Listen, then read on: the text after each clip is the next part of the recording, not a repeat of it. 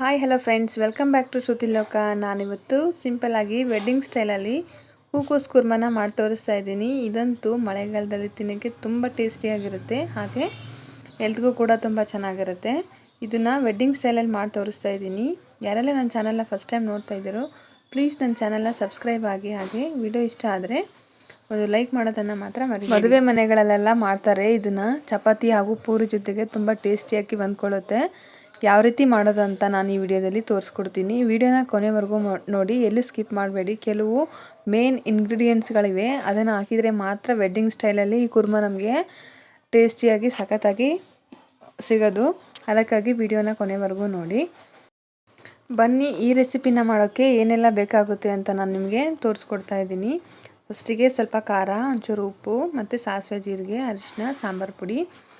ಬಿಸಿ ನೀರಲ್ಲಿ ಚೆನ್ನಾಗಿ ತೊಳೆದಿಟ್ಟಿರುವಂತಹ ಹೂಕೋಸು ಅಥವಾ ಕಾಲಿಫ್ಲವರ್ ಕೂಡ ಅಂತ ಕರೀತಾರೆ ಇದನ್ನು. ಸ್ವಲ್ಪ ಹಸಿ ಬಟಾಣಿ ಮತ್ತು ಈರುಳ್ಳಿ ಹಾಗೂ ಟೊಮೆಟೊ ಮತ್ತು ಶುಂಠಿ ಬೆಳ್ಳುಳ್ಳಿ ಕೂಡ ನಮಗಿಲ್ಲಿ ಬೇಕಾಗುತ್ತೆ ಫ್ಲೇವರ್ಗೆ. ಮೇಯ್ನಾಗಿ ಬೇಕಾಗಿರೋದು ಅಂದರೆ ಟೇಸ್ಟಿಗೆ ಹಸಿ ಬಟಾಣಿ ಹಾಕಿದರೆ ಕೂಡ ತುಂಬ ಚೆನ್ನಾಗಿರುತ್ತೆ. ಹಾಗೂ ಮತ್ತು ಶುಂಠಿ ಬೆಳ್ಳುಳ್ಳಿ ಅದನ್ನು ಕೂಡ ಆ್ಯಡ್ ಮಾಡಲೇಬೇಕಿಲ್ಲಿ. ಅದಕ್ಕಾಗಿ ಇದಿಷ್ಟನ್ನು ಆ್ಯಡ್ ಮಾಡಿ ಒಂದು ದಪ್ಪಗಿರುವ ಬಾಣಲೆಯನ್ನು ತೊಗೊಳ್ಳಿ. ಯಾಕಂದರೆ ಇದು ಪಲ್ಯನ ಎಷ್ಟೊತ್ತು ಈ ಪಾತ್ರೆ ನಾವು ಹುರ್ಕೋಬೇಕಾಗತ್ತಲ್ವ, ಅದಕ್ಕಾಗಿ ತಳ ಸ್ವಲ್ಪ ತೆಳ್ಳಗಿತ್ತಂದರೆ ಪಲ್ಯನ ಸೀದೋಗೋ ಚಾನ್ಸಸ್ ಇರುತ್ತೆ. ಅದಕ್ಕಾಗಿ ಚೂರು ದಪ್ಪಗಿರುವ ಕಡಾಯಿಗಳನ್ನ ತೊಗೊಳ್ಳಿ.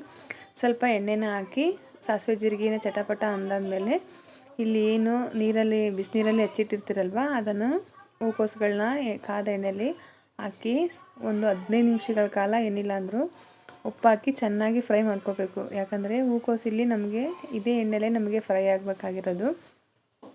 ಅದಕ್ಕಾಗಿ ಒಂದು 15 ನಿಮಿಷಗಳ ಕಾಲ ಉಪ್ಪು ಹಾಕಿ ಒಂದು ಪ್ಲೇಟ್ನ ಮುಚ್ಚಿಟ್ಬಿಡಿ.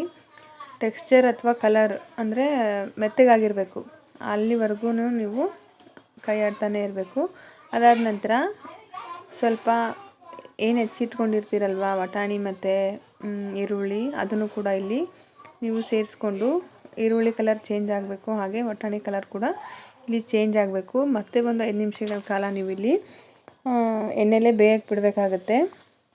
ಟೊಮೆಟೊ ಮತ್ತು ಶುಂಠಿ ಬೆಳ್ಳುಳ್ಳಿ ಪೇಸ್ಟ್ ಏನು ಮಾಡ್ಕೊಂಡಿರ್ತೀರಲ್ವ, ಅದನ್ನು ಇದರಲ್ಲಿ ಸೇರಿಸ್ಬಾರ್ದು. ಸಪ್ರೇಟ್ ಒಂದು ಮಿಕ್ಸಿ ಜಾರ್ಗೆ ಟೊಮೆಟೊ ಮತ್ತು ಉಪ್ಪು, ಖಾರ, ಅರಿಶಿನ ಎಲ್ಲನೂ ನೀವು ಇದರಲ್ಲೇ ಆ್ಯಡ್ ಮಾಡ್ಕೋಬೇಕಾಗುತ್ತೆ ಮಿಕ್ಸಿ ಜಾರ್ಗೆ. ಮೇಲೆ ಕೂಡ ಹಾಕಿದರೂ ಟೇಸ್ಟ್ ಚೆನ್ನಾಗೇ ಬರುತ್ತೆ. ನಾನು ಈ ಥರ ಇರಲಿ ಅಂತ ಮಿಕ್ಸಿ ಜಾರಲ್ಲೇ ಅಷ್ಟನ್ನು ಮಿಕ್ಸ್ ಮಾಡಿ ನೈಸ್ ಪೇಸ್ಟ್ ಮಾಡ್ತಾಯಿದ್ದೀನಿ.